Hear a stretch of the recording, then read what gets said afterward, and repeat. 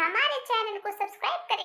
एक जंगल में टुकटुक चिड़िया अपने बेटे टुनटुन के साथ रहती थी। जब टुनटुन सिर्फ 2 महीने का था तभी उसके पिता की मृत्यु हो गई। फिर उसके बाद टुकटुक चिड़िया बिल्कुल अकेली हो गई और बेसहारा हो गई। अकेले ही अपने दम पे उसने सब कुछ संभाला। टुकटुक ज़्यादा पढ़ी लिखी नहीं थी, इसके लिए उसको कोई अच्छा जॉब नहीं मिला, इसलिए वो दूसरों के घर का काम करने लगी, झाड़ू पोछा बर्तन सब करने लगी और उससे जो उसे पैसा मिलता था उससे वो अपना घर चलाती थी और अपने बच्चे को पढ़ाती थी। ऐसे ही उनका दिन बीतते गया। फिर एक दिन टुकटुक का तबीयत बहुत ज़्यादा खराब हो गया। उनके पास इतने पैसे भी नहीं थे कि वो डॉक्टर के पास अपना इलाज करा सके। फिर घरेलू उपचार से लगभग 7 दिन लग गए टुकटुक को ठीक होते हुए। जब 8वें दिन वो सबके घर काम पे गई तो उसे किसी ने नहीं रखा, सबने भगा दिया क्योंकि वो लोग पहले ही दूसरा नौकर रख चुके थे। टुकटुक निराश होके घर वापस आ गई। अब उसके पास कोई काम नहीं था। अब जो घर में पैसे बचे पड़े थे उतने ही से काम चलाना पड़ रहा था। फिर एक दिन टुनटुन स्कूल से आया और अपनी माँ टुकटुक से कहने लगा। वो कहता है कि मम्मी, आज मुझे सर ने कहा कि तुम्हारे 2 महीने का फी बाकी है। अगर 2 दिन में तुमने ये फी जमा नहीं कराए तो मैं तुम्हें स्कूल से निकाल दूंगा। लेकिन मम्मी, मुझे आगे बहुत पढ़ना है। इतना कह के वो रोने लगा। टुकटुक को कुछ समझ नहीं आ रहा था कि वो क्या करे, कहाँ से पैसों का इंतजाम करे। फिर टुकटुक कहती है कि बेटा, तुम तो जानते ही हो, जिस नौकरी की वजह से अपने घर में पैसा आता था वो नौकरी भी अब नहीं रही और जो पैसे थे घर में वो भी अब खत्म ही हो गए हैं। मैं क्या करूं?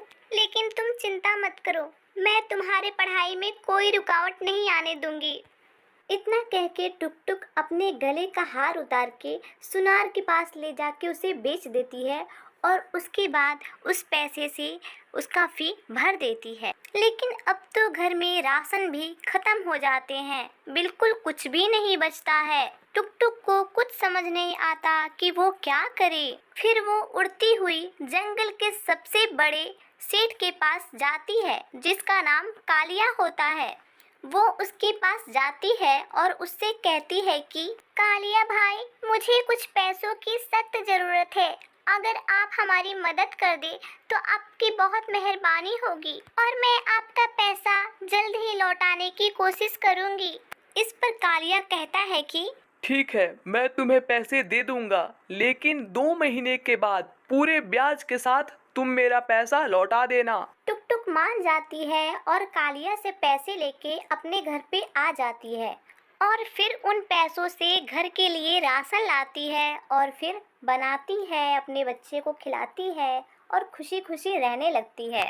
एक दिन टुकटुक काम की तलाश में निकलती है और जब वो लौट रही होती है तो रास्ते में उसे कालिया रोक लेता है और उससे कहता है कि मेरे पैसों का क्या हुआ? कहाँ है मेरे पैसे?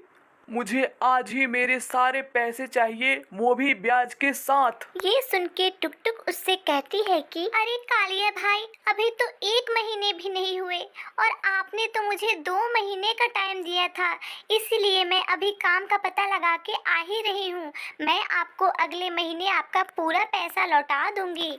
इस पर कालिया कहता है कि मैंने कब कहा था मुझे 2 महीने में पैसे चाहिए? मैंने कहा था कि मुझे 10 दिन में पैसे चाहिए और 10 दिन कब का खत्म हो चुका है। मुझे अभी के अभी मेरे सारे पैसे चाहिए। मैं तुम्हें कहीं नहीं जाने दूंगा जब तक तुम मुझे मेरा पूरा पैसा अभी नहीं लौटाती हो। लेकिन अगर तुम्हारे पास पैसे नहीं हैं तो मैं तुम्हारी कुछ मदद कर सकता हूँ। मैं तुम्हें 2 ऑप्शन देता हूँ, तुम्हें जो मंजूर है चुन लो। मेरा पहला ऑप्शन है कि तुम अभी के अभी मेरे सारे पैसे लौटाओ और मेरा दूसरा ऑप्शन है कि तुम मुझसे शादी कर लो। मैं जानता हूँ अभी तो तुम्हारे पास इतने पैसे नहीं हैं कि तुम मेरा सारा पैसा ब्याज के साथ चुका सको, तो मैं कहता हूँ तुम दूसरा ऑप्शन ही चुन लो। बहुत अच्छे से रखूँगा, तुम्हें कोई काम भी नहीं करना पड़ेगा, बहुत आराम से रहोगी। इस पर टुकटुक कहती है कि कालिया भाई, आप ये क्या कह रहे हैं? आप मेरी मजबूरी का फायदा उठा रहे हैं। आपने कहा था कि 2 महीने बाद ही पैसे चाहिए, लेकिन आप आज झूठ क्यों बोल रहे हैं? मेरे पास अभी पैसे नहीं है, मैं नहीं लौटा सकती हूँ, लेकिन मैं आपसे शादी भी नहीं कर सकती हूँ। आप मुझे परेशान मत करिए और मुझे जाने दीजिए। मैं वादा करती हूँ कि मैं जल्दी आपके सारे पैसे आपको लौटा दूंगी। इस पर कालिया कहता है कि तुम्हें तो मुझसे शादी करनी ही पड़ेगी, ऐसे नहीं तो जबरदस्ती, लेकिन करनी ही पड़ेगी। फिर वो उसे परेशान करने लगता है। तभी ये सब नज़ारा ऊपर से एक बुजुर्ग चिड़िया देख लेती है और वो टुक टुक के मदद के लिए नीचे आ जाती है। वो कहती है कि ये सब क्या हो रहा है? क्यों परेशान कर रहे हो तुम इसको? मैं कहती हूँ इसका रास्ता छोड़ दो। तभी कालिया कहता है कि अरे ओ आंटी, अपना काम करो, दूसरों के काम में टांग मत अड़ाओ, समझी? चुपचाप यहाँ से निकल जाओ।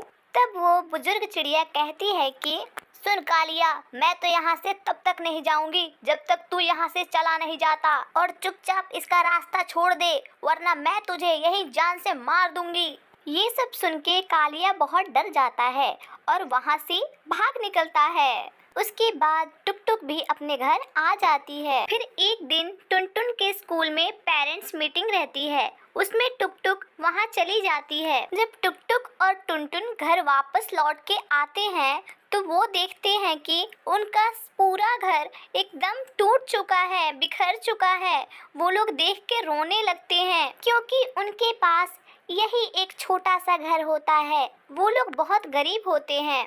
टुक टुक समझ जाती है कि ये सब किया धरा कालिया का है। फिर वो थोड़ी देर रोने के बाद टुनटुन को लेके वहाँ से उड़ जाती है। फिर जब वो उड़ रही होती है तो उसे कुछ बॉटल्स दिखाई देते हैं। वो उन सारे बॉटल्स को एक एक करके उठा लेती है और थोड़े दूर पे जाके उसे रख देती है, और उसके बाद उन बॉटल्स से वो एक प्यारा सा घर बना लेती है अपने रहने के लिए। फिर टुनटुन को बहुत तेज भूख लग जाती है। टुक टुक उसे घर में बिठा देती है और खुद बाजार चली जाती है सामान लेने के लिए। जब वो बाजार जा रही होती है तो रास्ते में एक बड़ा सा पक्षी उसे दिखाई देता है जो उसका रास्ता पूरी तरह से रोक लेता है। वो कहता है कि आज तू जिंदा नहीं बचेगी, आज तुझे मरना ही होगा, क्योंकि कालिया भाई ने मुझे तुझे मारने के लिए भेजा है और उन्होंने मुझे बहुत सारे पैसे भी दिए हैं। ये सब सुन के टुक टुक एकदम डर जाती है। उसका दिमाग ही काम नहीं करता है कि वो क्या करे। तभी वो कुछ मन में सोच लेती है और जोर जोर से हंसने लगती है। उसे ऐसे जोर जोर से हंसते हुए देख के बड़े पक्षी को बहुत आश्चर्य होता है और साथ ही बहुत गुस्सा आता है। वो कहता है कि क्यों रे टुक टुक, अपने मौत को सामने देख के तू पागल हो गई है क्या, जो इतने जोर जोर से हंस रही है? फिर टुक टुक कहती है कि अरे भैया, मैं हंसूं नहीं तो क्या करूं? मैं तो तुम्हारे मूर्खता पे हंस रही हूँ। मैं सोच नहीं सकती हूँ कि तुम इतने बड़े मूर्ख कैसे हो सकते हो। मतलब कालिया ने तुम्हें बेवकूफ बना ही दिया। कालिया को मानना पड़ेगा, वो जो कहता है करके दिखाता है। ये सब सुन के वो बड़ा पक्षी उससे कहता है कि देखो, पहेलियां मत बुझाओ, जो बोलना है साफ साफ बोलो, आखिर तुम बोलना क्या चाहती हो?